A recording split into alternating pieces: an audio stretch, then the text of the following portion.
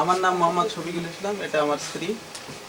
ওই গত সোমবারে আমি সকালে পান বসতেছিলাম, এর মধ্যে এই পাশের এক বাড়িতে নুরুল ইসলাম বাড়িতে ফোন এলো। ফোন আসার পরে আমাকে ডাকালি যে সমস্ত, তা আমি বলে যে এখানে বলো। তখন বলছে যে না একটু কাছে আসো। কী হয়েছে? তোমার বউ হলো ইয়া বড়গাছি তোমার গলা কাটা ছিঁড়ে দিচ্ছে। তখন আর তাল গাছের কথা বলতে পারেনি। তারপরে আমি হুন্ডা লিয়া যায় বহুত জায়গায় ঘুরলাম, ঘুরে কোনো খবর পাই না। লোকজন বলতে চায় এবার বলে না, ভয়ে না ওদের এটাই হ্যাবিট নাকি জানি না। তবে কিছু দূর আগে যাই একটা ওই অটো রিক্সাত বসে আছে একটা মুরব্বী মানুষ। ও বললো যে বাবা তোমার ওখানে যাওয়া লাভ হবে না, তোমরা মেডিকেলে যাও। তা মেডিকেলে যাওয়া পাইলাম, যাওয়ার পর চিকিৎসা হয়েছে। এখন সকাল 6টার সময় ফোন দিছিলাম, ফোন নাম্বার হলো লাস্টে 58। ফোন দেওয়ার পরে ফোন খালি বন্ধ। আমি চিন্তা করলাম যে ওর মোবাইল আবার চার্জ থাকে না, হয়তো বন্ধ হয়ে গেছে, চলে আসবে। এটা বরাবর সচরাচর আসে যায়, কোনো সমস্যা হয় না। তখন 6টার দিকে ফোন দিছি, আর এরপরে আর ফোন আমার মেয়ে ছিল বাড়িতে, মানে ওই মায়ের বাড়ি বেড়াতে যাবে আর মেয়ে এখানে থাকবে, একা সংসার। এই মুহূর্তে ওই ফোন দিছে, বিক্রি করছে আব্বা ফোন দিয়ে ঢুকে না। এরপরে এই ফোনটা চলে আসছে।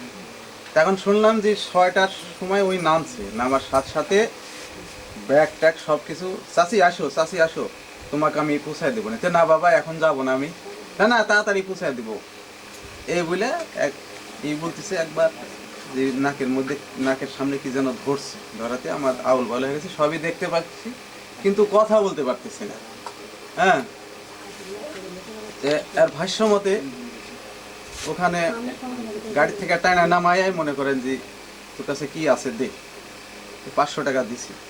দেওয়ার পরে আর কি আছে দে, আমার কাছ থেকে যা আছে সব কিছু লিয়ে লে বাবা, আমাকে মারিস না বাবা, তোর পায়ে ধরি বাবা।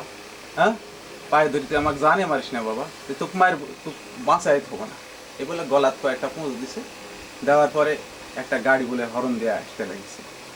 তখন এর মধ্যে ওই টাইনে লিয়া যায় গলাত পুঁজ টুজ দিয়া ওই পানির মধ্যে খুঁচিছে। তো আবার বললো যে আমি হলো মরার ভান করে পড়ে আছি যাতে না মারে। যখন গাড়ির শব্দ হয়েছে তখন মনে করেন যে ওই কয়েকটা খুঁজ দিয়া গ্যাস ওরা চলে গেছে। এমন জোরে গেছে মানে আর একটা যে পথচারী আসতেছে একও মারতে লাগছে ওই গাড়ি দিয়ে।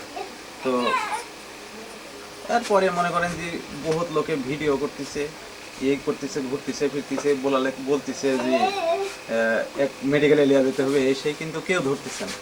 তবে রেশমা আর ওই রেন্টু বলে এক লোকে তালগাছিরি সম্ভবত কালকে আসছিল এখানে। তারা বলছে যে যাই হোক আমরা গাড়ি করে লিয়া যাবো। পরে যাই মনে করেন যে ওখানে পাইলাম চিকিৎসা অপারেশন হয়ে গেছে। সর্বোপরি কথা হলো আমি এদের ফাঁসি চাই এবং এরকম ঘটনা যাতে পরবর্তীতে না ঘটে সেই ব্যবস্থায় যেন প্রশাসন করে, এটাই আমার দাবি। আপনি জানেন যে ওদেরকে গ্রেফতার করেছে, এটা আমি জানি এবং এজাহার আমি করে আসছি সেদিন মঙ্গলবারে সম্ভবত। এই ননী গোপালের সাথে কেসের কাছে আর কি এই কেসের, এটা পাওয়া থানাতে কেসের দায়িত্ব আছে।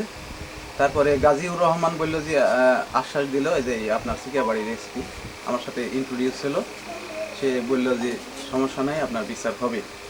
তারপরে এসআই মানে পুলিশ ইনচার্জ ওই থানা পাবা থানা, ওর নাম হলো আব্দুল মতিন, ও আমার ক্লাস ফ্রেন্ডেরই আত্মীয়, যে মসমলে রাফিউল ইসলাম ভুলুর, ওই বললো যে আমার আশ্বাস দিল আর কি বিচারে। সর্বোপরি আর ফাঁসি, এটা আমার শেষ বক্তব্য।